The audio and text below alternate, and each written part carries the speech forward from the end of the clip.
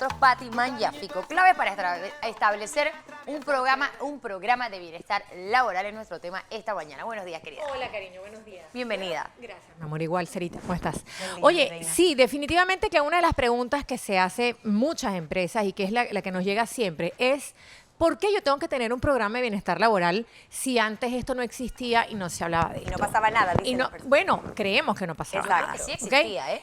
No, sabes que no todo el mundo aplica un programa de beneficios, pero el programa de bienestar laboral tienes dos cosas, hacerte dos preguntas, ¿por qué y para qué?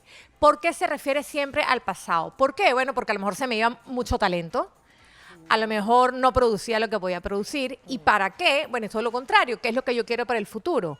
Quiero tener nuevos talentos, quiero tener más gente productiva, quiero que la gente se quede, no quiero que la gente se me vaya a los 2 años, etcétera. Entonces, ahí nosotros especificamos por qué queremos tener un programa de bienestar laboral. Entonces, vamos a decir qué es lo que nosotros necesitamos saber en este programa. Primero, ¿qué necesitamos? Analizar muy bien la competencia. Saber qué es lo que está ofreciendo la competencia en el mercado a esos talentos que yo quiero atraer. Porque dependiendo de ese programa que tenga la competencia, yo puedo hacer un ajuste y marcar la diferencia. Entonces, siempre que vayamos a hacer cualquier tipo de proyecto, programa, etcétera, hay que saber qué ofrecen afuera. Eso es, sin duda alguna, lo primero que tenemos que entender. Después que necesitamos saber que no todos los colaboradores necesitan lo mismo. Entonces, yo no puedo hacer un programa de bienestar laboral sin tomar en cuenta qué es lo que necesitan mis colaboradores. No es igual un departamento de transporte a un departamento de gerencia. Entonces, ¿qué necesitan nuestros colaboradores y cómo hago yo eso? Haciendo la consulta, consultando a los colaboradores. ¿Qué de estos beneficios te gustan? ¿Se adaptan a ti? ¿Son convenientes? ¿Qué no son convenientes? Porque tener beneficios no significa que son beneficiosos para mí o que son beneficiosos para todos. ¿Cómo es eso? Claro, Tener- si tú tienes un plan de beneficios, por Ajá, ejemplo, claro. te pago gasolina, pero es que tú no tienes carro, Ah, ya entiendo. ¿ok? Ok. Entonces, ¿qué hago? Saco, entonces, quizá para las personas que no tienen transporte, una tarjeta del Claro. metro. Como A eso me algunas refiero. que tienen ¿ok? que plan de beneficio de gimnasio, sí, pero aquí nadie entrena, por ejemplo. O el gimnasio más cercano te queda a 50 kilómetros. Exacto, no Ok, está en el edificio, claro. por así decirlo. ¿Ok? porque a veces pasa. Entonces, tú tienes que saber cuáles son los departamentos con los que tú cuentas y al mismo tiempo qué necesita esa gente. Me gusta. Sobre todo porque, por ejemplo, la entrada es a las, qué sé yo, a las 7 de la mañana, pero tú tienes un 60% de esa población que viene del oeste. Y ya esa gente se despierta a las 3 de la mañana. Quizá un beneficio sería, Claro. esta gente entra a las 8:30 de la mañana. Ahora, ¿esto no sería como una evaluación que se hace previa a contratar al empleado, al colaborador, o simplemente es durante, ya forma parte de la empresa, o es por decirlo así? Cuando tú vas adquiriendo nuevos talentos, definitivamente tú adquieres el talento porque sabes que te va a producir, pero al mismo tiempo tú haces la consulta. Y no solamente le haces la consulta al que entra, sobre todo al que sale de forma voluntaria. Ok. A esa persona que sale de forma voluntaria, una de las preguntas principales es ¿por qué te estás yendo? Exacto. ¿Qué te está ofreciendo la competencia? ¿Esto es producto de los beneficios que te dábamos o esto es producto de otra situación? Entonces, cuando tú comienzas a analizar el por qué la gente se queda o el por qué la gente se va, o por qué otras empresas iguales a las tuyas producen más y produces menos, es que tú comienzas entonces a medir y a evaluar qué estoy haciendo yo para mis colaboradores. Bien o mal, por decir así. Bien o mal, totalmente. Otra de las cosas es que yo necesito establecer metas que sean logrables en el trabajo.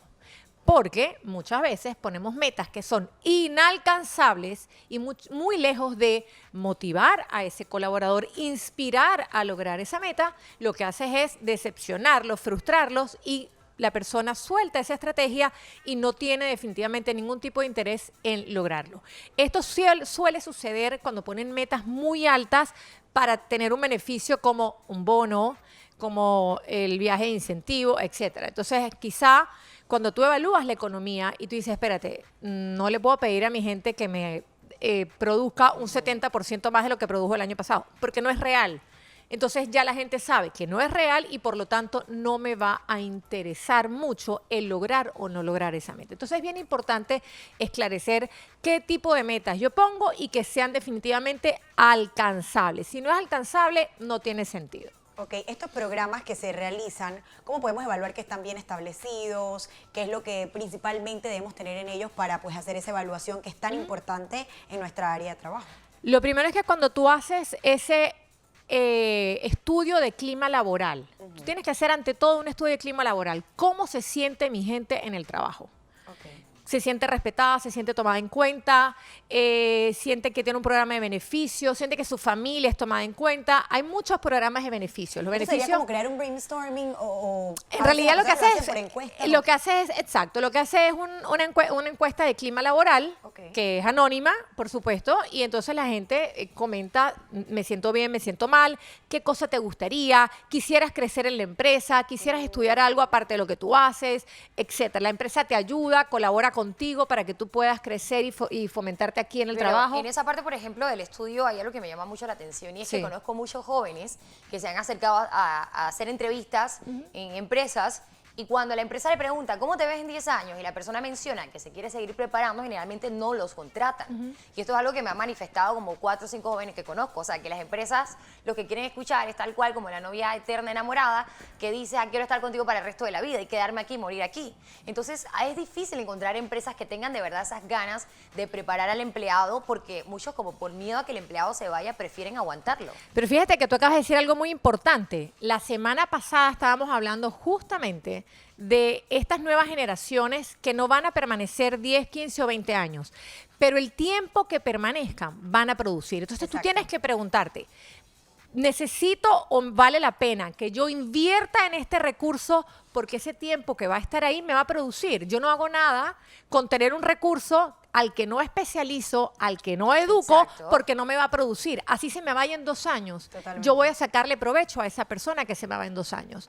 Entonces, pero la mayoría de las empresas hoy en día sí te ofrecen esa facilidad para que tú puedas estudiar. De hecho, hay becas, hay incentivos para estudiar.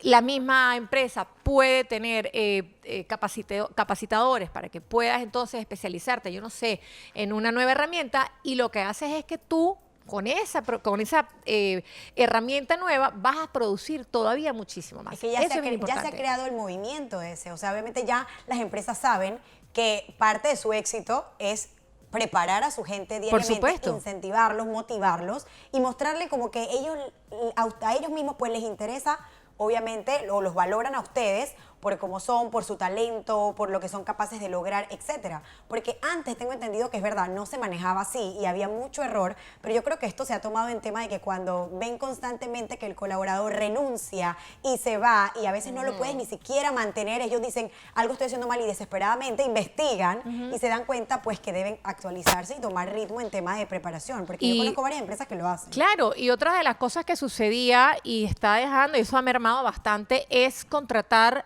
recurso, entre comillas, barato, y que se entienda esto, personas que no tienen experiencias o personas que tienen muy poca educación, y entonces los contrato 3, 6 meses y para afuera, y vuelvo y contrato, y eso es una pérdida de dinero tanto para la empresa como una pérdida de tiempo para ese colaborador, porque constantemente tienes que estar otra vez capacitando a ese Totalmente. nuevo, cada 3, cada 6 meses. Entonces ya eso ha cambiado muchísimo. Las nuevas gerencias están claras que tu principal recurso es el recurso humano, tu principal activo y al que hay que definitivamente invertirle. Cuando tú inviertes no solamente en ese colaborador, cuando tú le creas un programa de beneficios que también toca a lo más cercano que tiene, que es la familia. Entonces ese colaborador dice, espérate, yo no soy un número más de colaborador.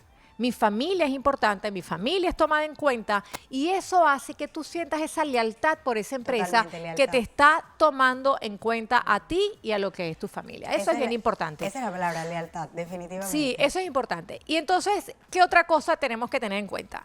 Monitorear. Yo puedo crear un plan de bienestar laboral y a esto me dedico yo en realidad, a estar monitoreando todos esos programas de bienestar laboral porque todas las empresas son diferentes, nos dedicamos a cosas diferentes y nuestro recurso humano es diferente. Entonces es importantísimo, ¿no?, que tú estableciste un plan, un programa, es importante evaluarlo y monitorearlo. ¿Y con quién lo vas a monitorear? Con la misma gente que recibe ese beneficio.